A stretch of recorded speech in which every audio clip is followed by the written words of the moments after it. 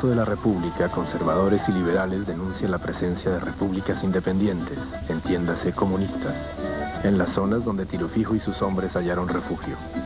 Solicitan y obtienen de los Estados Unidos varios millones de dólares para erradicar la plaga.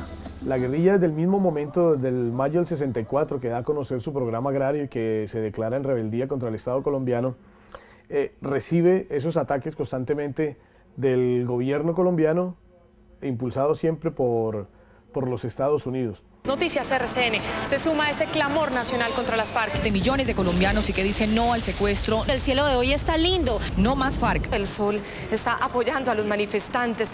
Los planes militares de Estados Unidos en Colombia, el reforzamiento de la maquinaria bélica, del armamento, entrenamiento, control, todo tipo de puntos, miran a dos dimensiones. Por un lado, sí, a la dimensión interna seguramente.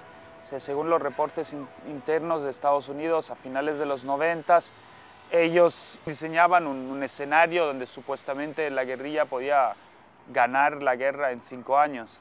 Que eso ni ellos mismos se lo creyeron, pero fue un panorama que dibujaron para justificar un envío enorme de dinero y de armas al ejército colombiano. Con el llamado Plan Patriota, llegan 17.000 hombres que obligan a las FARC a replegarse aún más hacia las selvas del sur. Que nos espere el señor Briceño en la selva de la patria, que nos estamos preparando para ir con nuestra fuerza pública a esculcarle sus madrigueras. La guerra se ha vuelto negocio. Yo creo que eso es un elemento fundamental en el conflicto colombiano. Se ha vuelto negocio en el sentido que la guerra no es la interrupción de la economía.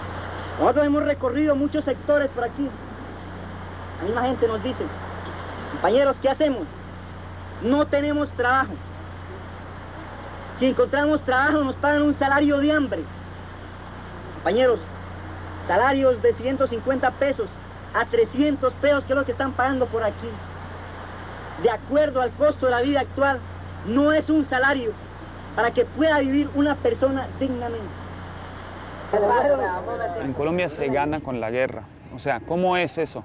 Los salarios de los obreros son hoy muchísimo, o sea, lo que ganan realmente, el salario real es hoy más bajo que hace 20 años. Eso solo fue posible porque hay una guerra y porque en caso de huelga, por ejemplo, o de organización sindical, las empresas transnacionales como la Coca-Cola, la Nestlé, la Chiquita, la Drum & Coal y otros usan el paramilitarismo y matan a los sindicalistas. Porque el terrorismo es el uso de la destrucción sin sentido de vidas humanas no comprometidas en combate con fines de psicológicamente afectar a una población. Entonces tenemos 110, 120 años de guerra en Colombia y las causas están que es una de las oligarquías más sanguinarias y más inmovibles de todo el continente, que no está dispuesta a renunciar absolutamente nada de sus ganancias en cambio de la paz. ¡Himno a las gloriosas Autodefensas Unidas de Colombia!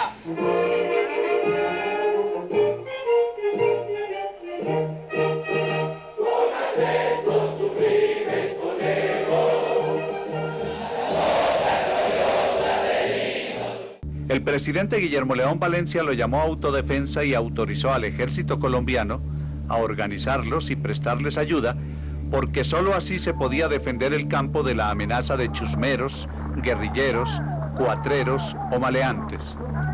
Cada hacendado o grupo de hacendados armaron a sus hombres para defender sus vidas y sus bienes con armas y entrenamiento proporcionados por los militares.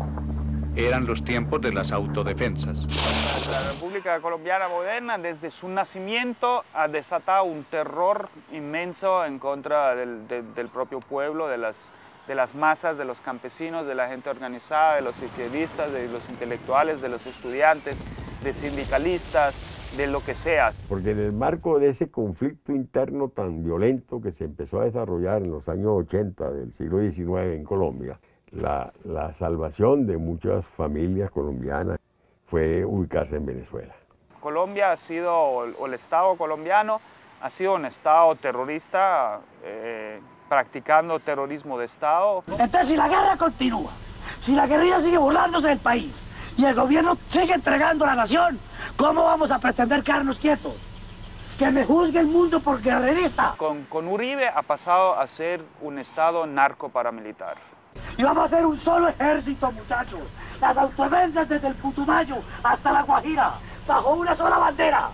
Las autodefensas unidas de Colombia por Colombia. El paramilitarismo se inserta, fue primero por una ley que se firmó en el año 1968, que fue la ley 40, la ley 48, si no me equivoco el número de la ley, que autorizaba el uso de civiles para combatir la insurrección en Colombia, copiando algunas prácticas que los norteamericanos estaban utilizando en Vietnam.